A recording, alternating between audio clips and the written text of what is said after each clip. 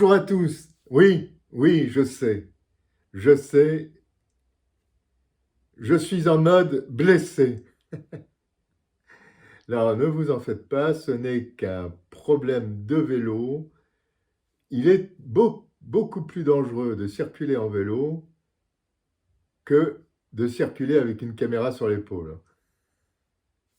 Regardez. Bon, je vais répondre à vos questions. Sassa me pose une question. Il me pose une question. Voilà, bonjour Philippe. Alors, qu'est-ce qui s'est passé en Afghanistan? Qu'est-ce que tu penses, toi, de l'Afghanistan? Eh bien, écoute, ça, à force d'essayer d'exporter une démocratie qui ne va pas aux autres pays, voilà où on en est. Les États-Unis, pour en fait gagner du terrain un peu partout, font ce genre de choses. Ils exportent leur démocratie, entourent les pays qui leur sont hostiles. Alors, quels sont les pays qui leur sont hostiles? Alors, il y a l'Iran, l'ex-Union soviétique, donc la Russie, qui n'était pas du tout hostile aux États-Unis d'ailleurs, mais qu'il devient parce que, bah, mon Dieu, ils sont tellement rejetés par les États-Unis qu'ils le deviennent, et puis la Chine. Or, l'Afghanistan est justement au carrefour de ces trois pays. Alors voilà, les peuples afghans ont refusé la démocratie américaine. Ils ont refusé également que les Américains viennent sur leur territoire, comme ils ont refusé que les Anglais viennent sur leur territoire, comme ils ont refusé que les Russes, enfin les Soviétiques, viennent sur leur territoire. Ils ont refusé tous ces gens-là. Qui pourrait dire « Ah, les méchants Afghans ». Alors le problème, c'est que ce sont des islamistes. Eh oui. Et le problème, c'est que les Américains, les États-Unis, nous ont entraînés dans cette croisade. Complètement stupide. Qu'est-ce que nous sommes venus faire là-dedans? Nous, Européens. Au nom de quoi? Au nom de l'OTAN, l'organisation de l'Atlantique Nord. Nous sommes allés en Asie du Sud-Est, au nom de l'OTAN. Mais il y a de quoi devenir fou. Et l'OTAN, qu'est-ce que c'est? L'OTAN est une organisation contre l'Union soviétique. Point final. Il y a de quoi vraiment devenir fou. Et combien d'hommes sont tombés pour rien? Que ce soit des Afghans, que ce soit des soldats français, américains, anglais, canadiens, australiens. Combien sont morts pour rien? Ce sont des guerres humanitaires qui sont absurdes. On les a vus en Mogadiscio, on les a vus en Libye, on les a vus en Irak, encore maintenant en Irak. Mais qu'est-ce que c'est que ce... Mais enfin, c'est... Et nous sommes pieds et poings liés à ces gens-là. Bon, une autre question. Pourquoi la communauté internationale n'a-t-elle pas bougé pour éviter les massacres en Bosnie? Moi, je crois que l'ONU a fait son boulot, c'est-à-dire s'interposer entre les factions. C'était son mandat. Elle l'a fait. D'ailleurs, il y a eu beaucoup de morts, et beaucoup de morts français, beaucoup trop, de gens qui se sont interposés entre les factions croates, bosniaques et serbes. Car les combats étaient de partout.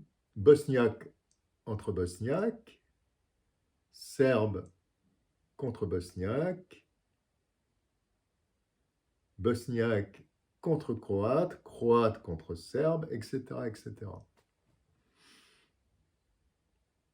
énormément de morts, et énormément de morts à l'ONU. Donc quand même dire que la communauté internationale ne s'est pas bougée. Alors c'est vrai, à l'ONU, il y aurait pu y avoir d'autres décisions, mais ces décisions, c'était le Conseil de sécurité qui les prenait. Évidemment, l'ONU aurait pu faire peut-être beaucoup plus de choses. Mais c'était au Conseil de sécurité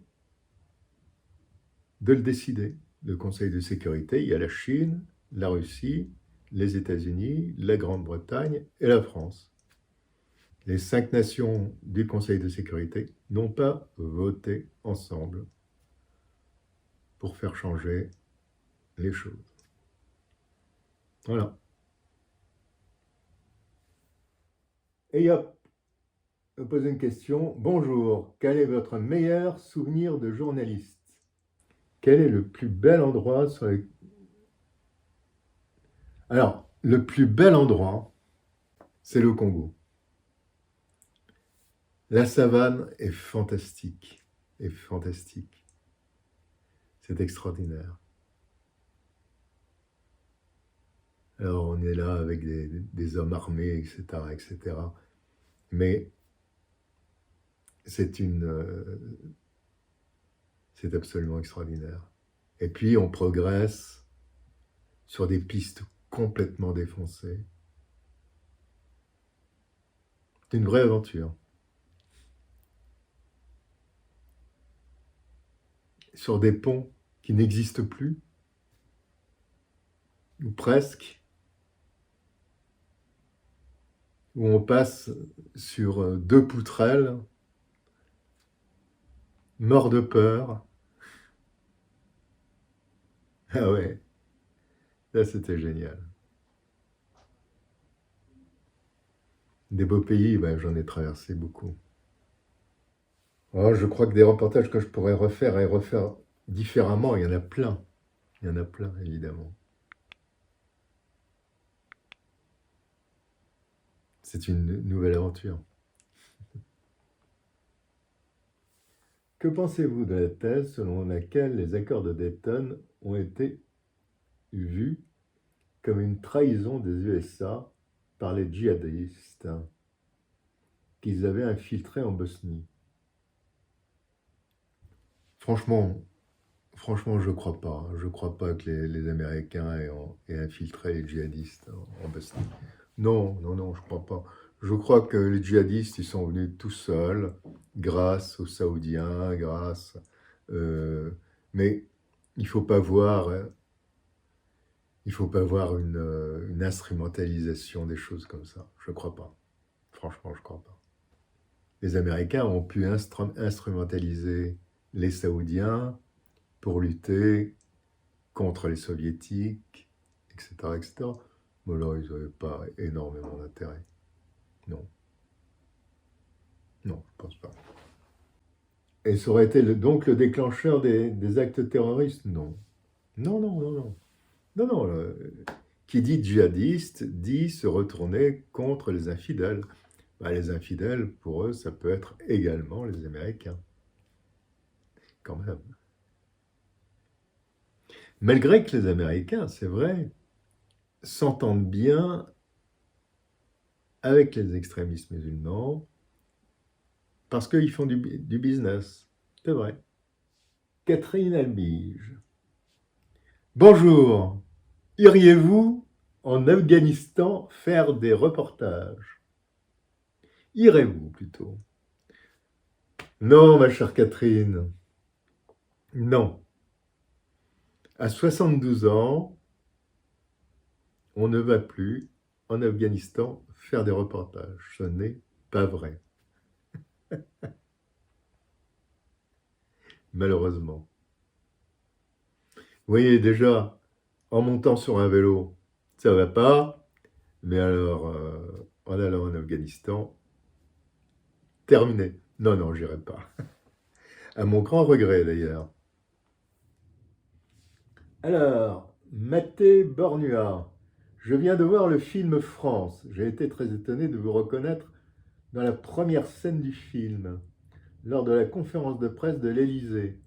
Que pensez-vous de celui-ci? Offre-t-il une fidèle représentation de la sombre réalité qu'il dépeint? Non. Non, franchement, moi, je suis allé le voir. Hein, bon, je suis allé le voir parce que tu m'as posé cette question. Franchement, j'ai été atterré par le scénario. Atterré. C'est un film long, ennuyeux.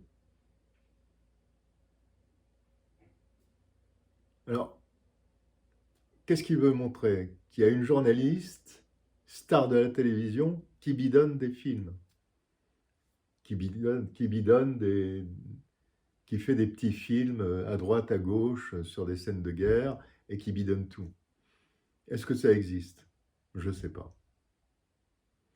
Moi, en tout cas, les seules nanas que je connais qui ont fait ce genre de choses, enfin ce genre de reportage, non pas ce genre de bidonnage, mais ce genre de reportage au front, genre par exemple Martine Laroche-Joubert, c'est des super nanas. D'ailleurs, je vous recommande son bouquin. C'est des nanas qui y vont à fond. Alors, par contre, il y a beaucoup de journalistes de télévision qui ne peuvent plus aller au baston. Pourquoi? À cause des assurances. Les chaînes refusent que leurs journalistes partent, car les assurances ne couvrent pas ces journalistes. Les assurances des chaînes ne couvrent pas. Alors, qu'est-ce qu'elles font les chaînes? Eh bien, maintenant, elles font appel à des boîtes de production ou alors à des pugistes. Moi, j'avais ma boîte de production, donc voilà, on vendait directement. Menet qui me pose une question en anglais, il me demande si j'ai fait des... Alors, si je fais des films de chasse, de pêche à la mouche ou de sport. Oui, j'ai fait des films de sport. J'ai fait des films sur le karaté, le tonfa et le judo. Les arts martiaux m'intéressent. Jean-François Salou, pensez-vous, comme moi, que les USA ne tirent aucune leçon de leurs interventions passées, puisque le résultat ressemble étrangement à la fin du conflit vietnamien? Enfin, c'est pas exactement la même chose. Au Vietnam, les Américains étaient partis 2 ans avant que Saigon ne tombe. Pendant 2 ans, les Vietnamiens ont tenu, mais les Américains ne les soutenaient plus. Là, les Afghans se sont barrés. Mais pourquoi se sont-ils barrés? Mais parce que la Maison-Blanche répétait à tort et à travers que de toute façon, c'était fini. Que dans 2 ou 3 mois, les talibans allaient prendre le pouvoir. Franchement, est-ce qu'on dit ça à des combattants qui sont en train de risquer leur peau? Est-ce que... Enfin, c'est complètement absurde. C'est complètement absurde. Alors d'autre part, le matériel qui a été laissé, etc., etc. Mais oui, mais quelle débandade! Mais ça, ce sont des images, mais c'est uniquement les images que nous voyons. Mais c'est encore plus fort que le Vietnam. Parce que le Vietnam, mais là, ah mon Dieu.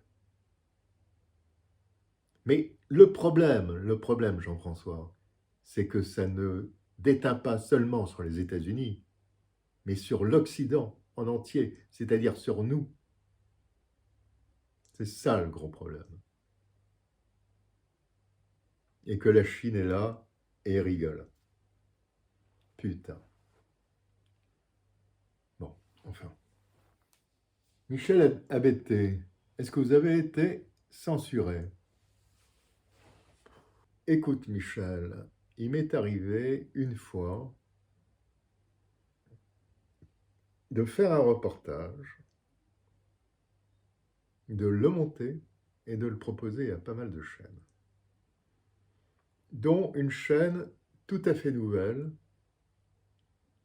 avec une émission tout à fait nouvelle. Le patron de cette émission me dit « Ah Philippe, je te l'achète tout de suite. » Ah, bah ouais, pourquoi pas. Il me l'achète, il n'y avait pas encore l'émission. Hein. Un an passe, pas de diffusion. Je l'appelle, je dis « Mais t'as passé 3 ou 4 reportages à moi, et jamais celui-là. Et pourtant, ça fait plus d'un an que tu me l'as acheté, puisque c'était avant la création même de, de l'émission. » Ah oui, mais enfin, c'est pas un problème. Il ne l'a jamais passé. Alors, est-ce que c'est de la censure? Ça y ressemble bien. Algeriaski 78. Alors, ma question, pourquoi prendre autant de risques? Vous avez filmé de longs moments sans problème, et après, ils ont commencé à vous menacer d'une manière très violente, et malgré cela, vous avez continué à filmer. Alors, je ne sais plus. Bon. Mais, ben oui. On continue à filmer parce qu'on est complètement dedans. Parce que à ce moment-là, on est plus soi-même, on est le prolongement d'un objectif. Avec en même temps un afflux d'adrénaline qui te fait dire allez, on y va, on y va, on continue, on continue, on continue.